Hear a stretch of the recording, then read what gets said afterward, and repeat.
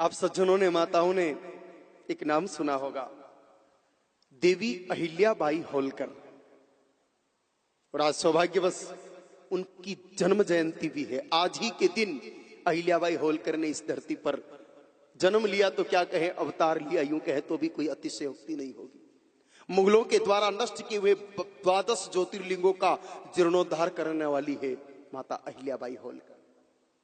घटना उस समय की है कि माता अहिल्याबाई होलकर ने इंदौर को अपनी राजधानी बना रखी थी। उनका शासन गुजरात, महाराष्ट्र और मध्य प्रदेश तक फैला हुआ था। यूं तो जन्म तो उन्होंने एक साधारण गडरिया परिवार में लिया, भेड़ बकरी पालने वाले परिवार में लिया, लेकिन वो स्वयं गौ को चराती थी और उनकी बुद्धि को देख करके एक शासक अपने पुत्र की कमजोर बुद्धि के कारण की बहू अच्छी मिल जाए तो मेरा राज्य संभल जाएगा।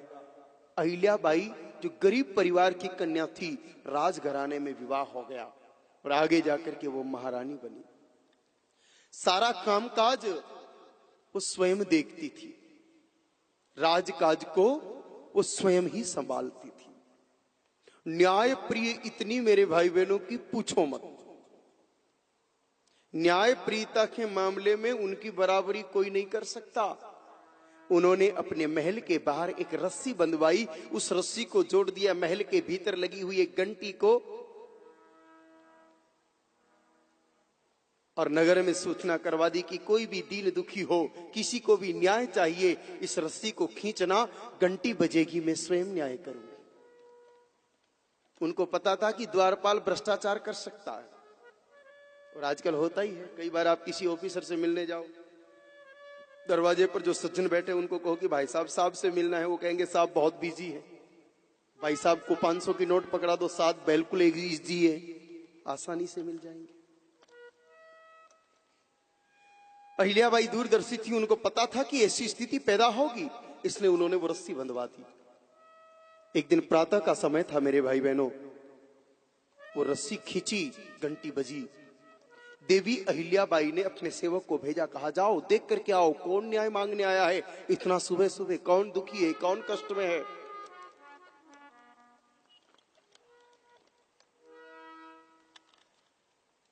सेवक गया, घूम करके आया, आकर के कहा कोई नहीं है मां। कहा ऐसा नहीं हो सकता, घंटी बजी है तो कोई तो होगा।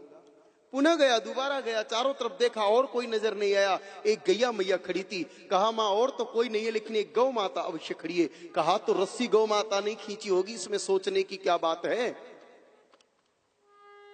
तुम पशु समझने की त्रुटि कर रहे हो, इसलिए तुम्हें वो मां दिखाई नहीं दी, वो तो साक्षात भगवती है। कोई न कोई अपराध तो बना होगा, तभी वो गौ माता आई है। पता लगाओ उसका सेवक कौन है। तुरंत पता लगाया, सेवक को पकड़ करके लाया। सेवक से प्रश्न किया, तो मैया की सेवा ठीक से नहीं करते, इनको उत्तम चारा पानी नहीं देते। कहा ऐसा नहीं है मां, मैं तो इनको मां की तरफ पूरा प्रेम से रखता हूं, इनकी खूब आनंद से सेवा करता हूं, तो फिर ये न्याय मांगने क्यों आई है। किसी ने तो अपराध किया। कहा मां अपराध तो किया, बताओ अपराधी का नाम। कहा मैया नहीं बता सकते, क्योंकि अपराधी बहुत बड़ा है, अगर हमने अपराधी का नाम बताया तो हमें ही प्राण देने पड़ेंगे। का चिंता मत करो, मैं तुम्हें अभयदान देती हूं, कितना ही बड़ा अपराधी क्यों नहीं है, नाम बताओ और अपराध बताओ। कहा मां अपराधी दूसरा कोई नहीं, आपके पुत्र इस शासन के युवराज हैं, मालो जी। कहा क्या अपराध किया। कहा मेरा नित्य का नियम है मां, प्रातः मैया को अपने घर से खोल करके अपने खेत तक ले जाता हूं। नित्य की भांति आज भी मैं सुबह सुबह अपनी मैया को खोला और खेत तक ले जा रहा था। ये गर्भवती थी और प्रसव का पूर्ण समय आ गया, लेकिन मुझे ध्यान नहीं रहा, लेकर के चल पड़ा। आधे रास्ते में पहुंचा कि मैया ने बछड़े को जन्म दिया। मैया उस बछड़े को चाट ही रही थी, अभी पूरी तरह से चाट ही नहीं पाई कि आपके पुत्र मालोजी प्रातः प्रातः हवाखोरी के लिए रथ में सवार होकर के आए।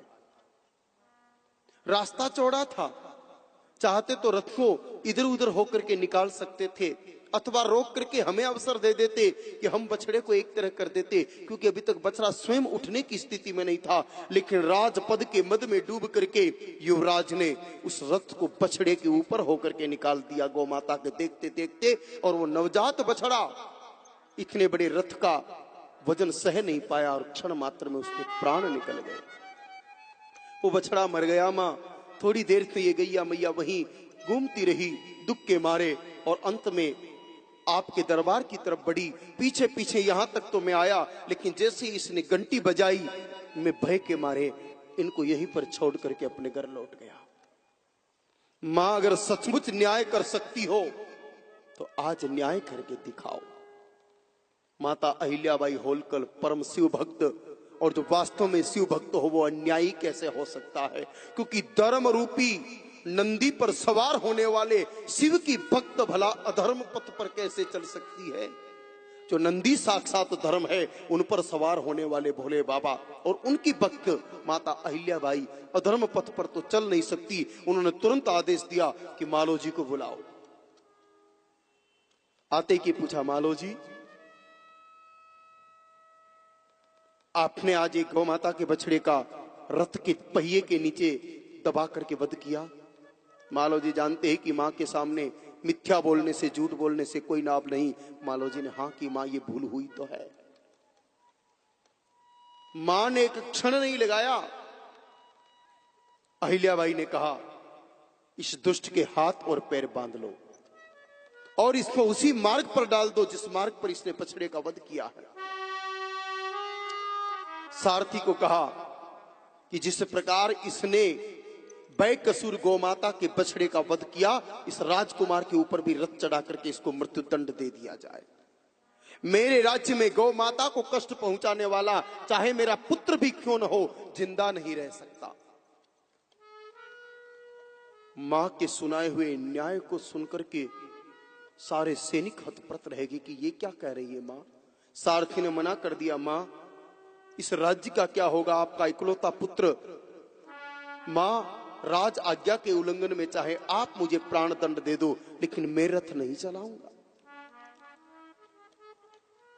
अहिल्याबाई स्वयं रथ पर चढ़ गई, खुद ही। रास्ते में खुद का पुत्र पड़ा है और उस रथ को हाँक दिया। जैसे ही वो रथ गौमा पहुंचा मालो जी के पास में, और वही गौ माता दौड़ करके आई और बीच में आकर के खड़ी हो गई। उसको हाँक करके इधर उधर किया, वापस आके खड़ी हो गई और आंखों से आंसू बरसने लगे गौ माता के। मां कहने लगी दूसरी मां को, गौ माता माता अहिल्याबाई को अश्रु धारा के माध्यम से कहने लगी कि मां आप न्याय तो कर रही हो, लेकिन आपके पुत्र की मृत्यु के बाद आपको कितनी पीड़ा होगी एक मां ही समझ सकती है।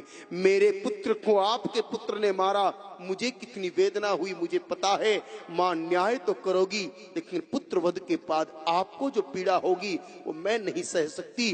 जा मां, तेरे इस पापी पुत्र को मैंने माफ किया। आज भी मेरे भाई बहनों, इंदौर के आड़ा चौक पर गौ माता जी की मूर्ति स्थापित की हुई है, जो उस इतिहास की गाथा कहती है। और उस नाम जो चौक है उसका नाम अड़ा चौक ही इसलिए पड़ा कि गाय माता अड़ गई सजा नहीं देने के लिए। तो सोचो, अपने पुत्र के हत्यारे को क्षमा करने वाली कोई मां उससे अधिक बड़ी दयालु और कौन हो सकती है? विचार करो, ये सबसे बड़ी दया है। तो ऐसी दयालु गौ माता के संग अगर हम जीवन बिताएं तो उस संगति का असर तो पड़ेगा ही पड़ेगा और हमारे हृदय में दया पड़ेगी। तो प्रथम पुरुषार्थ प्राप्त करने का साधन है मेरी मां गौ माता।